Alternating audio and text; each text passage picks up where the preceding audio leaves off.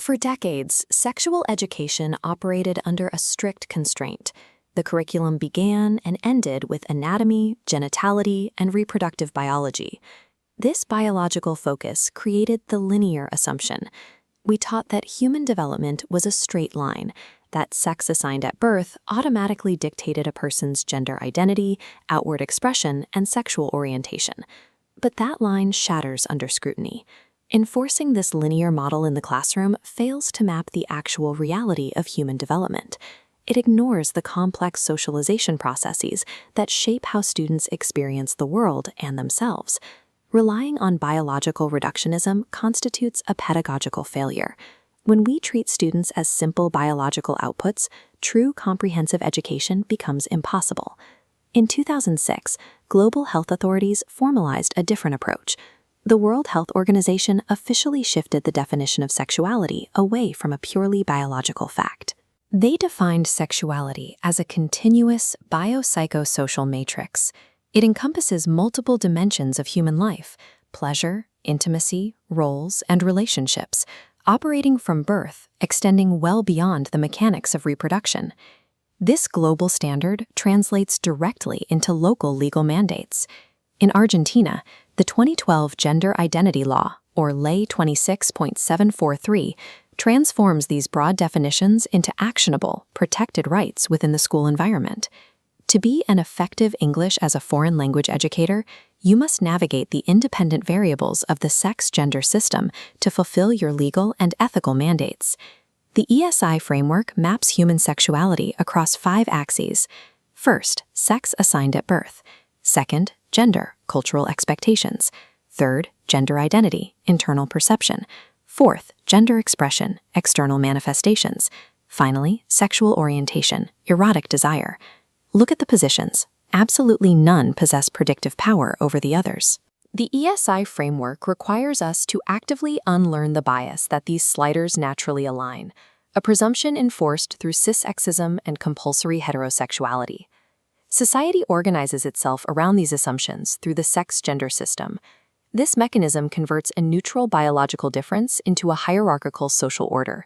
It starts at birth through differential socialization. Children immediately internalize gender norms as families, media, and language surround them with highly specific, color-coded expectations. Over time, this constant reinforcement calcifies into rigid gender mandates.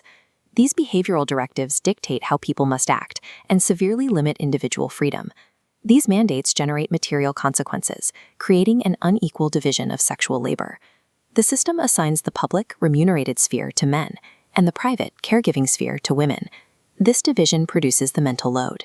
It is the invisible, continuous cognitive work of anticipating, planning, and coordinating care, a burden that falls disproportionately on women, even those working full-time outside the home.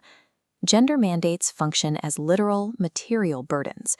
They reshape a student's capacity and the reality they bring into your classroom.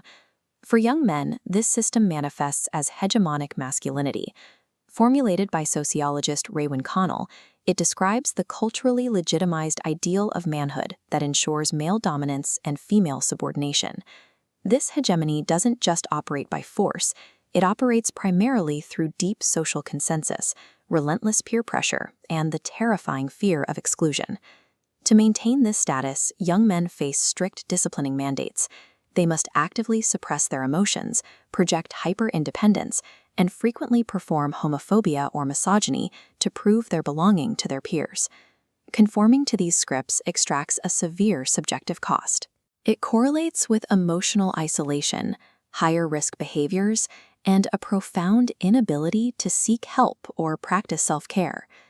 Acknowledging these costs provides a vital pedagogical entry point. It allows educators to invite young men to recognize how the system harms them and rebuild healthier identities. In the EFL Classroom, this sociology meets pragmatics. Language textbooks actively construct a hidden curriculum. By consistently showing men in high-status professions and women in caregiving roles, the material normalizes the sex-gender system under the guise of vocabulary practice. You must deconstruct the scenarios presented in these books. When a reading comprehension dialogue frames romantic jealousy or digital monitoring as a sign of affection, it reinforces the myth that control equates to care.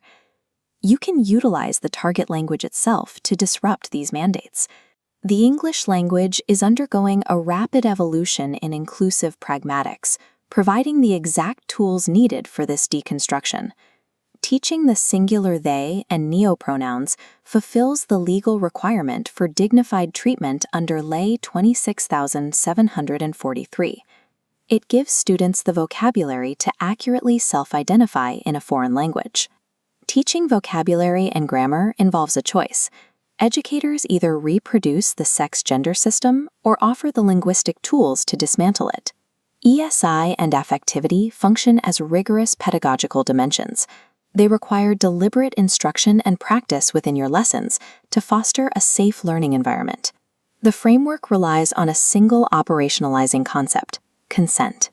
This practice is impossible to achieve if a student's autonomy is hindered by hegemonic gender mandates. Consent relies on strict parameters. First, it must be active, meaning silence is never a yes. Only yes means yes. Second, it must be specific. Agreeing to one particular act, like taking a photo, does not authorize archiving or sharing it.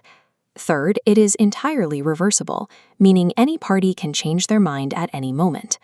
Fourth, it must be enthusiastic, rooted in a genuine, positive desire to participate. Finally, it must be completely consensual across all involved parties and forged under equal conditions. Consent cannot exist in the presence of blackmail, coercion, or severe power imbalances. By deconstructing these classroom materials, educators actively protect and uphold fundamental human rights. You move past biological reductionism to build an educational environment rooted in the dignity of the individual.